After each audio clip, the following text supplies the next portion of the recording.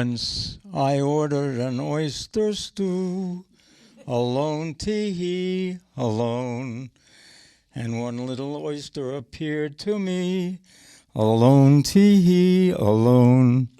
He looked at me so full of glee.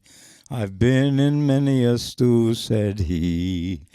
Don't tell a cook that you've seen me, alone, tee-hee, alone. Well, that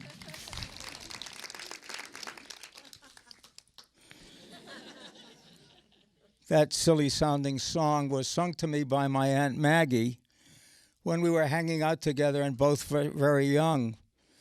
The way I remember her first was with her blue roadster in the rumble seat, which her dog and I enjoyed riding in quite often. Maggie was my mother's elder sister. They were very close. They were best of friends, perhaps best friends. And they represented a small family on their own.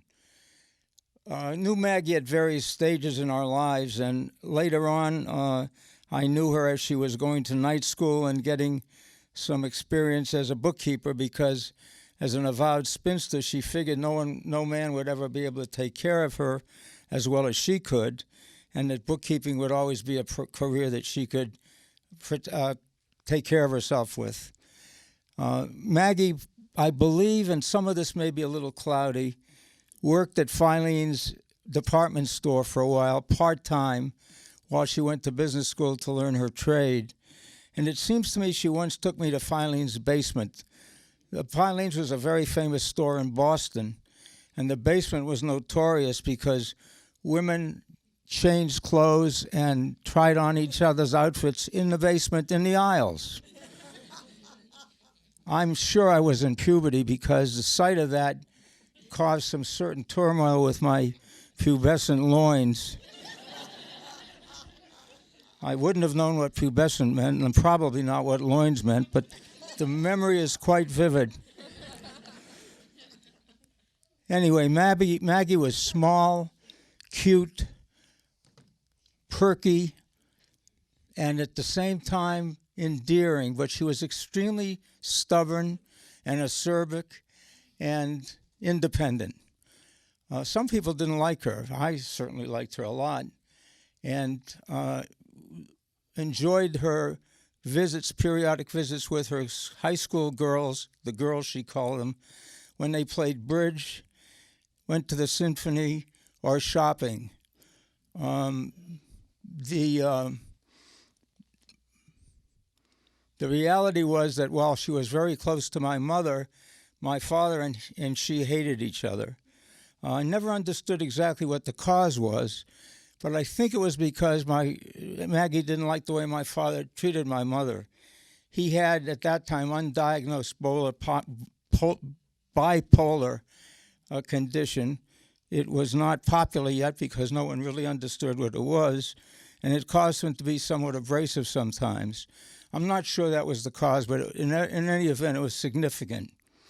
When my father was transferred to California, he and my mother and brother and I went on a cross-country trip and took about 3 weeks enjoying a vacation. Shortly after, Maggie followed, and we all wound up settling somewhere in the Bay Area. Maggie found a delightful apartment on Sutter Street. You know San Francisco, Sutter Street? It was just amazing. It had a bay window that looked down to Union Square and up the hill.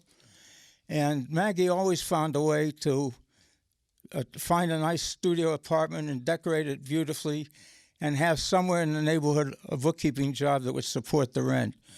I enjoyed seeing her in that studio, all beautifully tailored as always.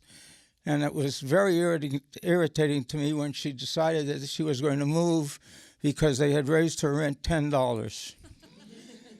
She had a terrible apartment after that on a side street, and I just absolutely hated it. During that period of time, Maggie and my father continued to despise each other, and she decided that she wanted to change her name. I should say that her real name was Cecilia, or Seal as we called her, and she said that she wanted to be called Maggie because there was always a Maggie inside of her struggling to get out. My father, on the other hand, despised her so much that he threatened to be cremated and have the ashes thrown in her face. I come from a very interesting background. Maggie always had these interesting apartments until she could no longer take care of herself, and we found a assisted living retirement home for her, which she despised on the spot. She had never lived with anybody, and in this situation, she needed to have a roommate, and wouldn't have a roommate. So whenever they moved someone in the room with her, she created chaos until the poor person had to flee. Over and over, they would put people in, and she would drive them out until finally it registered on them that she wasn't going to tolerate it.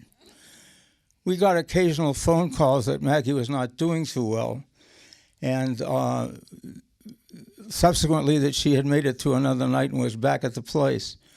I visited her quite often and sat next to her bed, and on one occasion I sat there, her hospital bed, which was in this infirmary in the retirement home.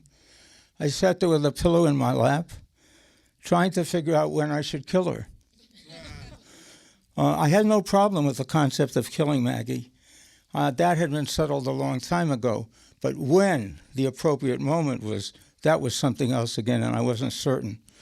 So I visited periodically, and when she was conscious, she would reach for me and clutch my shirt and say, you got to get me out of this place, meaning you got to get me out of this place.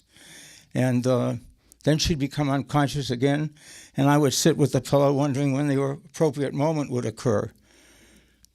One time I was with her alone, and she was talking about the way she had sent us money when we first got married while I was in college.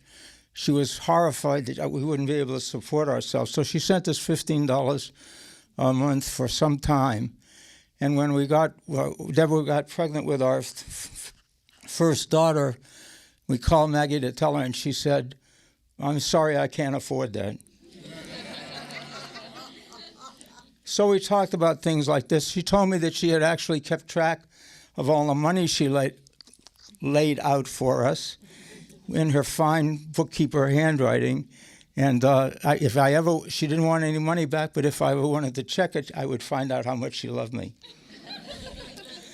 Well, I had done a lot of research on death and dying for various reasons. And one day I was with Maggie, and I just felt that this was the appropriate time to take care of business. And she twitched a little bit, and I took the pillow out of my lap, and I went over and I whispered in her ear, "Maggie, there's a long corridor with a dim light, and at the end of the corridor is a brighter light, and you can go to that light. No one will blame you, and lose yourself in the light, and it'll all be over." And she sat bolt upright and said, "What the hell are you talking about?"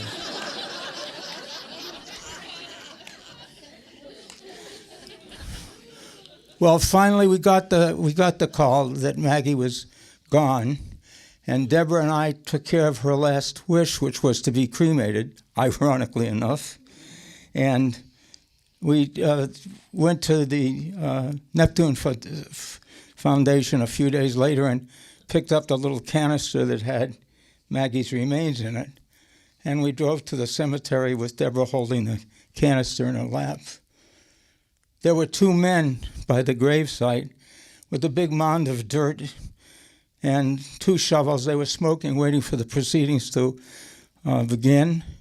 And the proceedings were Deborah and me putting the canister into the grave and the men starting to shovel in the dirt. This song came to my mind while I was watching them. And I looked up and I saw another mourner standing there, silhouetted with backlight, and I realized it was my father. And as I heard this song in my head, I wondered whether or not he also heard it, because his back straightened and he raised himself up above his cane to a more erect posture, and the song played in my mind, and it went like, "Once I went to the junior prom, alone, tee-hee, alone, and sat in a line with my best dress on, alone, tee-hee, alone. And if a boy should look at me, I'd smile at him so coaxingly. Maybe at then I would not be alone, tee-hee, alone. And I realized that Maggie was back next to her sister, and that my father was there for some kind of closure, and everyone lived happily ever after. Thank you.